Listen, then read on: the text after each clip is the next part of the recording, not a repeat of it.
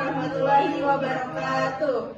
Kami dari kelompok 5 ingin mempresentasikan tugas proyek studi kasus dari mata kuliah Matematika Ekonomi. Sebelumnya perkenalkan, nama saya Muhammad Ramadan, NIM saya 64240915. Nama saya Tiasri Rahayu dengan NIM 64240894. Nama saya Khairuddin Alisa dengan NIM 64240993.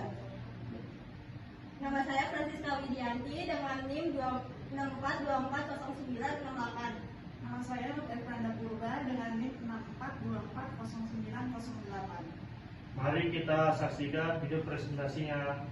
Selamat menyaksikan. Oke, jadi di sini yang pertama ada fungsi linier. Fungsi linier adalah persamaan matematika yang melibatkan variabel dengan derajat tertinggi 1. Persamaan ini dapat memiliki bentuk seperti AX plus B sama dengan 0, di mana A dan B adalah konstanta. Sedangkan operasi linier adalah operasi matematika yang mematuhi sifat superposisi dan homogenitas, di mana hasil dari operasi linier proporsional terhadap operandanya. Lalu, kita ingin menentukan rumus fungsi jika nilainya diketahui. Misalkan, fungsi f dinyatakan dengan f sama dengan x titik-titik ax plus b, dengan a dan b adalah konstanta dan x variabel. Maka rumus fungsinya adalah fx sama dengan ax plus b. Jika nilai variabel x sama dengan m, maka nilai fm sama dengan am plus b. Dengan demikian, kita dapat menentukan bentuk fungsi f jika diketahui nilai-nilai fungsinya. Oke, selanjutnya saya akan menjelaskan studi kasus tentang fungsi linier. Oke, jadi ada sebuah taksi online yang menetapkan tarif awalnya sebesar Rp6.000 dan tarif selanjutnya yaitu sebesar Rp4.000 per kilometer. Nah, ada yang menyewa taksi tersebut yaitu si Arimbi dan menempuh perjalanan sejauh 12 km. Nah, pertanyaannya berapa biaya yang harus dikeluarkan oleh si Arimbi? Nah, yang kita ketahui tarif awalnya adalah Rp6.000 dan tarif per kilometernya yaitu Rp4.000 dan jarak yang ditempuh oleh Arimbi 12 km. Nah, awal mulanya kita harus tahu rumus fungsi linier yaitu seperti ini. Fx sama dengan ax plus b. Nah, maka penulisannya yaitu fx sama dengan 4000x. Nah, 4000 ini didapat dari tarif per kilometernya, yaitu dari A. Nah, ditambah 6000. 6000 ini dapat dari tarif awalnya. Nah, selanjutnya F dalam kurung 12 dan 12 ini didapat dari jarak yang ditempuh oleh si Arimbi. Nah, ditambah Rp6.000. Nah, jadi F12 sama dengan 48.000. Nah, ini didapat dari 4.000 dikali 12 dan ditambah 6.000 dan hasilnya Rp54.000. Jadi Rp54.000 itu adalah total biaya yang harus dikeluarkan oleh Arimbi. Jadi studi kasus fungsi linier yang kedua yaitu ada sebuah salakit yang saat ini panjangnya 5 cm dan terus tumbuh 1 cm setiap 30 tahunnya. Jadi jika misalkan panjang salakit setelah X tahun dan sekarang adalah Y cm, maka hubungan antara X dan Y dapat dinyatakan dengan persamaan Y sama dengan X plus 5. Nah, pertanyaannya berapa panjang salakit setelah 60 tahun? Oke. Jadi yang kita ketahui X itu adalah jumlah tahun setelah saat ini dan Y itu panjang salakit dan sentimeter setelah X tahun. Nah, setiap 30 tahunnya panjang salakit bertambah 1 cm. Nah, jadi pertumbuhannya tulis 1 cm per 30 tahun. Nah, karena panjang awalnya salakit 5 cm, maka Y sama dengan X per 30 plus 5. Tulisannya yaitu Y sama dengan 1 per 30 X plus 5. Nah, sama dengan 1 per 30 X 60 plus 5. Nah, jadi sama dengan 2 tambah 5 yaitu 7 dan yaitu 7 cm setelah 60 tahun. Pengertian barisan atau deret. Barisan adalah susunan bilangan yang memiliki pola atau aturan tertentu antara satu bilangan dengan bilangan yang berikutnya. Setiap bilangan dalam barisan bilangan disebut suku barisan. Suku ke n dari suatu barisan diberi lambang dengan UN. Rumus barisan atau deret. Rumus umum suku ke n UNA plus N dikurang 1B. Beda pada barisan aritmatika. Beda sama dengan B, P dikurang QI dikurang J. Rumus umum deret aritmatika Sn sama dengan N per 2A plus 2N atau Sn sama dengan N per 22A plus N dikurang 1B. Oke, di sini saya akan menjelaskan sebuah studi kasus dengan materi barisan dan deret. Yang pertama itu studi kasusnya dengan soal di sebuah toko dan bangunan terdapat tumpukan batu bata. Banyak batu bata pada tumpukan paling atas adalah 12 buah dan selalu bertambah 2 buah pada tumpukan di bawahnya. Jika terdapat 40 tumpukan batu bata dari tumpukan bagian atas sampai bawah, dan maka besarnya biaya yang harus dikeluarkan untuk membeli seluruhnya adalah diketahui A itu 12, B-nya 2, N-nya 40. Harga batu batanya per buah itu 600. Dan ditanya S40-nya. Jawab SNN dibagi 2. 2 dikali A ditambah N dikurang 1 dikali B. 40 dibagi 2, 2 dikali 12 plus 40 dikurang 1 dikali 2. Nah 20, 2 dikali 12 itu 24, 40 dikurang 1 yaitu 39 dikali 2. 20 dikali 24 ditambah 78. 20 hasilnya 24 ditambah 78 yaitu 102. Nah 20 dikali 102 yaitu 2040. Selanjutnya tentukan biaya yang harus dikeluarkan untuk membeli seluruh batu bata. Total biaya yaitu jumlah batu bata seluruhnya dikali harga per buah, yaitu 2040 dikali 600, hasilnya 1.224.000. Oke, selanjutnya akan menjelaskan studi kasus baris dan deret yang kedua. Seorang petani semangka mengambil buah di sawahnya setiap hari dan selalu mencatat hasil petiknya. Ternyata setelah didata, petani semangka tersebut di hari ke-20 memenuhi rumus deret. UN sama dengan 80 tambah 20M. Berapa jumlah semangka yang dihasilkan dipanen ketika mencapai 18 hari pertama. Kemudian hitungan nilai SN dengan rumus SN N bagi 2 A tambah UN. Maka jawabannya UN sama dengan 80 tambah 20. A sama dengan U1. U1 20 tambah 80 kali 1 sama dengan 100. U 18. 80 tambah 20 kali 18 sama dengan 440. SN M bagi 2 A tambah UN. SN S 18. M sama dengan 18. A sama dengan 100. U 18 sama dengan 440. S 18 sama dengan 18 bagi 2. 100 tambah 440, jawabannya adalah 9.540. Panen selama 18 hari adalah 9.540. Sekian. Di sini saya akan memperjelas apa itu diferensial. Diferensial adalah konsep dalam kalkulus yang berkaitan dengan perubahan kecil pada suatu variabel dan bagaimana perubahan itu mempengaruhi nilai suatu fungsi. Secara sederhana, diferensial menggambarkan seberapa cepat suatu nilai berubah terhadap variabel lain. Diferensial dari suatu fungsi adalah turunan fungsi tersebut dikalikan dengan perubahan kecil pada variabel inputnya dalam bentuk matematika.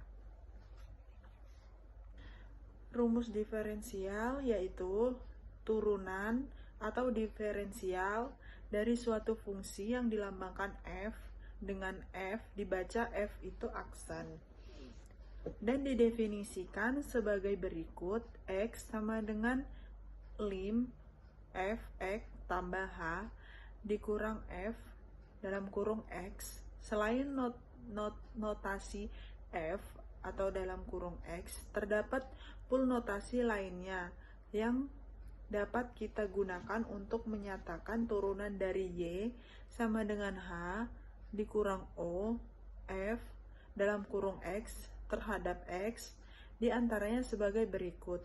1, 2, 3 dy dx dibaca dy dx Y dibaca Y, aksen D, DX, F, dalam kurung X, dibaca DF, X, DX, 4DX, F, dalam kurung X.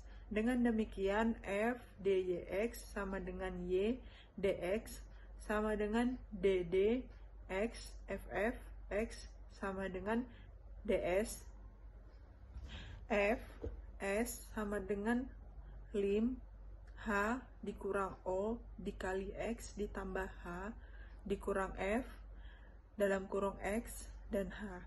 Terima kasih. Keuntungan X sama dengan 20X dikali X dikurang X kuadrat ditambah 4X ditambah 10 sama dengan 20X dikurang X kuadrat dikurang X kuadrat dikurang 4X dikurang 10. Hasilnya min 2X kuadrat ditambah 16X dikurang 10. Nah, 20X ini dari 20 kali X hasilnya 20X. X kuadrat hasilnya X dikali X sama dengan X kuadrat. Baru ini turun ke sini menjadi ini begitu juga ini turun ke sini jadi ini. Dan hasilnya itu 0. Selanjutnya ada min 4X ditambah 16 sama dengan 0. Min 4X sama dengan min 16 hasilnya 4. 4X itu dari 2X dikali kuadrat yaitu 4X ditambah 16 itu turun dari sini. Nah, sama dengan 0 itu hasilnya turunan. Dan selanjutnya itu menjadi turunan min 4X sama dengan min 16 hasilnya 4. 4 itu dari 16 dibagi 4 hasilnya 4. Nah, itu jumlah keuntungannya. Selanjutnya ada min 2X kuadrat ditambah 16X dikurang 10. Min 2 dikali 16 ditambah 16 dikali 4 sama dengan 10. Hasilnya sama dengan min 32 ditambah 4 dikurang 10. Nah, 16 itu dari ini min 2 itu turun. 16 dari 4 kuadrat itu 16 ditambah dan dikali X ini 10 dan jumlahnya 16 dikali 2 itu hasilnya 32 ditambah 16 dikali 4 hasilnya 64 dikurang 10 hasilnya 22. Maka diubah jadi ratusan ribu rupiah jadinya 2.200.000 rupiah. Selanjutnya yang kedua yaitu studi kasus diferensial. Sebuah perusahaan memiliki X karyawan yang masing-masing memperoleh gaji 2X kuadrat dikurang 150 kuadrat rupiah. Jika biaya tetap 1 juta rupiah, maka agar biaya minimum banyak karyawan harus yaitu ada 2X kuadrat dikurang 150X. Untuk satu karyawan dikali X karyawan supaya jadi gaji X 2X kuadrat dikali X 150X dikali X. Hasilnya 2X kuadrat 3 yaitu 2X kuadrat dikali X dikurang 50X kali X 150X kuadrat. Hasilnya 6X kuadrat dikurang 300X sama dengan 0. 3 dikurang 1 2 jadi 2 dikurang 1 jadi 1. Kami tulisnya X. Dan ini dibalik di sebelah kanan 300X sama dengan 6X kuadrat. 300 dibagi 6 50 supaya minimum berarti jumlah karyawannya harus 50. Baik, di sini saya akan menjelaskan tentang integral tak tentu. Integral tak tentu adalah bentuk integral yang tidak memiliki batas atas dan bawah. Integral ini digunakan untuk mencari fungsi asal dari suatu turunan dan hasilnya adalah fungsi yang disertai dengan konstanta integral atau biasa dilambangkan dengan C. Ya, di sini integral tertentu memiliki fungsi pangkat yaitu integral x kuadrat n dx sama dengan x kuadrat n plus 1 per n plus 1 plus c, di mana n sama dengan min 1. Dan kedua, memiliki fungsi konstan yaitu integral k dx sama dengan k integral dx sama dengan kx plus c, di mana k sama dengan 0. K adalah bilangan konstan. Dan ketiga, jumlah dua fungsi yaitu integral dalam kurung fx plus g dalam kurung x dx sama dengan integral fx dx plus atau kurang integral gx. Oke, jadi ini adalah soal kedua dari integral tertentu, yaitu tentang studi kasus jumlah partikel.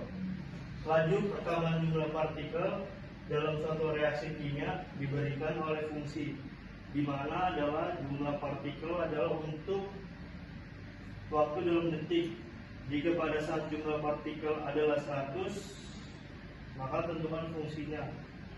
Oke, di sini diketahui laju pertambahan jumlah partikel yaitu kita simbolkan dengan n dalam kurung t dalam turunan integral.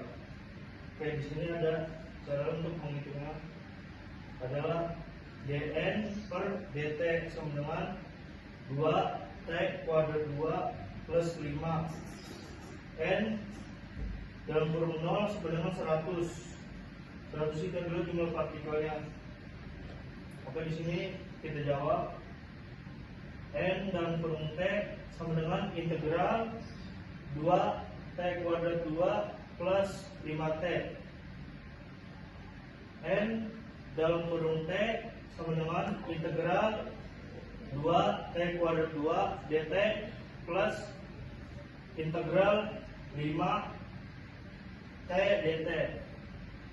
Sekarang kita ubah ke integral menjadi 2 per 3 t kuadrat 3 plus 5 per 2 t kuadrat 2 sama dengan c. C adalah konstanta integral.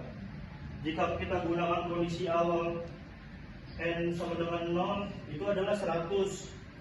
100 itu jumlah pada partikel.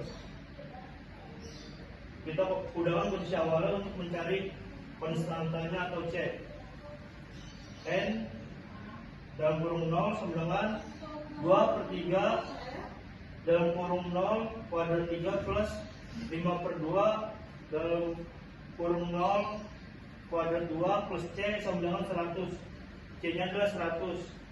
Jadi fungsi jumlah partikelnya adalah n dalam kurung t sama dengan 2 per 3t kuadrat 3 plus 5 per 2 t kuadrat 2 plus 100. Oke, selanjutnya kita akan membahas soal studi kasus untuk materi integral tertentu. Oke, di sini ada contoh soal dari contoh studi kasus dari integral tertentu. Sebuah mobil bergerak sepanjang lintasan lurus, percepatan mobil diberikan oleh fungsi dalam meter per second kuadrat, di mana adalah waktu dalam detik. Jika pada saat kecepatan mobil adalah 10 meter per second, tentukan fungsi kecepatan dari mobil tersebut. Oke, di sini diketahui fungsi percepatan yaitu a dalam kurung t sama dengan dv bagi DT sama dengan 6T min 4. T itu adalah waktu. Oke, di sini V sama dengan 0 sama dengan 10 meter per second itu dari kecepatan mobil. Di sini kita akan menjawab dari soal ini, yaitu V sama dengan dalam kurung T sama dengan integral A dalam kurung T dt sama dengan integral 6T min 4 dt. V dalam kurung T sama dengan integral 6T dt min integral 4 dt sama dengan 6T dt itu pindah root dari atas ini turun ke bawah sama aja dengan 4 dt nya. Oke, hasil dari integral 6T dt min integral 4 dt adalah 6 kali T kuadrat 2 bagi 2 min 4T plus C sama dengan 3T kuadrat 2 min 4T plus C. C itu adalah konstanta. 3T nya dapat dari 6 bagi 2. T kuadrat 2 nya dapat dari sini ya. Oke, jika kita gunakan kondisi awal untuk mencari konstanta atau C itu, berarti itu kan 10 meter per second. Jadi tinggal kita masukkan V yang kurung 0 itu T ya waktunya sama dengan 3 0 kuadrat 2 min 4 kurung 0 plus C sama dengan 10. C nya itu adalah 10. Jadi fungsi kecepatan mobil adalah Vt sama dengan 3T kuadrat 2 min 4T plus C. Kesimpulan, materi barisan dan deret persamaan linier, diferensial, dan integral merupakan fondasi penting dalam matematika dan sains. Keempat topik ini saling terhubung dan sering digunakan dalam pemodelan dan penyelesaian masalah di dunia nyata, dari ekonomi hingga fisika. Saran. Demikian makalah ini kami buat. Semoga materi matematika ekonomi dalam makalah ini bermanfaat bagi pembaca dalam mempelajari matematika. Kami sebagai penulis menyadari masih banyak kekurangan dalam penyusunan materi ini dan masih jauh dari kata sempurna, sehingga kami penulis mengharapkan kritikan dan saran dari semua pihak untuk mengembangkan makalah ini lebih baik lagi dalam hal penyusunan maupun kejelasan materi yang disampaikan.